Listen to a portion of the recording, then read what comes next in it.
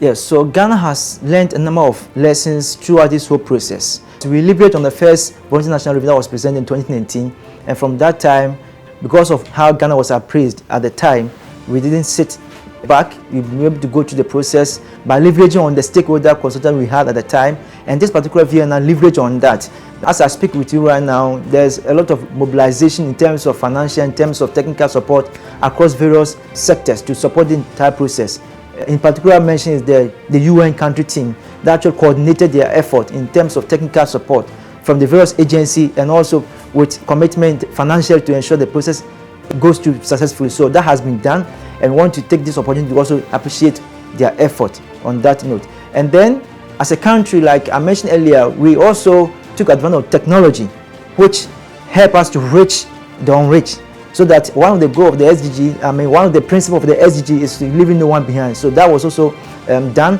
And then one of the lessons we also learned is that in our consultation, we also employ the use of sign interpreter, so that persons with disability are also not left out in the entire process. So that has also been done in the process for Ghana. And that thing that we learned was how we were able to reach our report with rapid assessment. Sometimes, while the figures say as it is also needed to also find out what are the stories behind the figures. So Ghana actually went ahead to conduct a qualitative survey, a very brief one, within a period of 1 week across the country in 8 particular regions, and then to add to the story of how Ghana is trying to tell the story behind the figures that we are seeing. So these are some of the lessons that we learned. There were a number of challenges that we face as a country, and then in the report process. One of them was sometimes the reliance on survey data that were far back as 2017, which was a challenge. Thankfully, the census that was released with data in it was able to solve some of these problems with giving us some current information on even 2021. Some other challenge we faced was, while we are trying to leverage on technology to ensure that we're able to reach stakeholders in our consultation, even in validation, sometimes issues of internet connectivity were a challenge with some of the consultations we were hosting online through Zoom, where sometimes we just start late or found it difficult even to have the meeting, particularly when you were trying to meet the MDs the first time, the private sector. So these are some of the challenges we faced. Initially, there was also a financial challenge at the time, because when we started, we needed to kickstart at a high speed, but funds were not coming at the time that we want, at the initial stage, but later on it was being released gradually to be able to help the process. And in doing that, the team went on how we can do some of these things with or without financial commitment. So that's also helped us to fast track the process so that we are not really lag behind as a country. Because one of the things is that the deadline set by the UN was not respective of a country or your excuses. So either you are ready to present or you're not ready. So but the country was able to beat all these challenges, and then here we are ready, fully prepared as a country to present our report. The 2022 VNR process has really been a very insightful one, leveraging from their 2019 experiences. This time around, what we can particularly share has to do with engagement with private sector, the intentionality that we put in place to ensure that private sector is also telling its story as it should. Private sector beforehand had experiences of not necessarily being left behind, but there are a lot of things that the private sector has been doing, which the 2019 VNR report couldn't really capture a lot. But going forward, there has been a very good essence of capturing these information, capturing a number of corporate social responsibilities by private sector and other institutions, among others. I would also want to commend Arocha Ghana, which actually house a number of these private sector entities, not necessarily the big ones, but even individuals that are making strides in this particular sector. Again, another very good experience has to do with the youth. Initially, the main story has been awareness creation of the SDGs among the youth.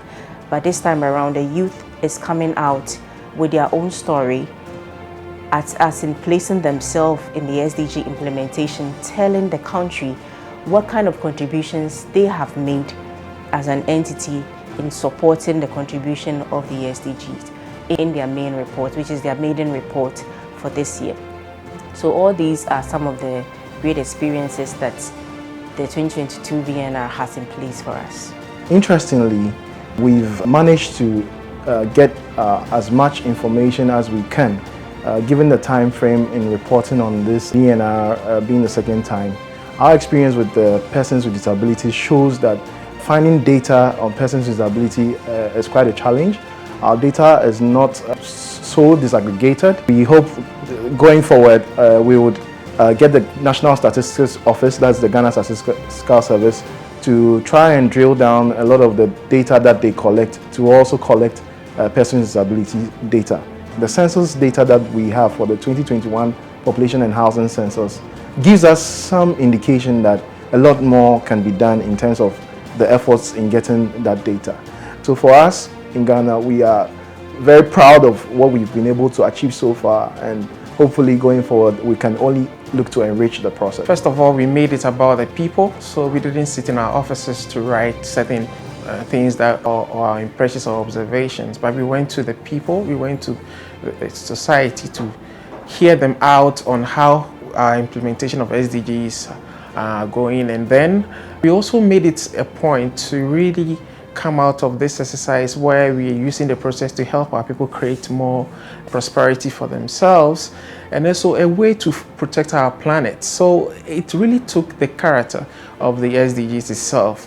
What's very interesting is the partnerships that we emphasize. In our 2019 VNR report, we emphasize much on the CSO side of our partnerships and also government side of it.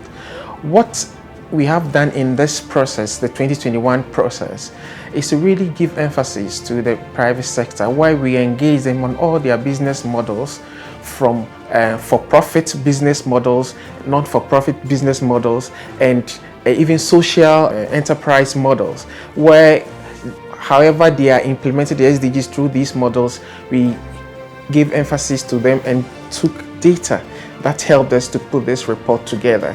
So it's been very interesting, and I must say that just like the SDGs, the process has been multifaceted, it has been multitasking, and a multi-stakeholder approach was used. So this year's exercise, yes, we were leaning on the fact that Ghana had just come out of the 2021 population and housing census, so there was a lot of data.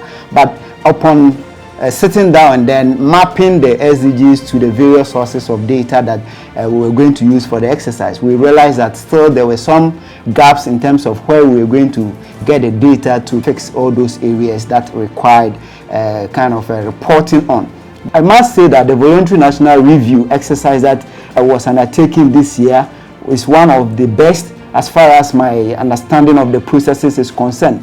We've had very good collaboration from all stakeholders. In fact, from the Ghana Statistical Service that was also in charge of the quality assurance of the data that we use.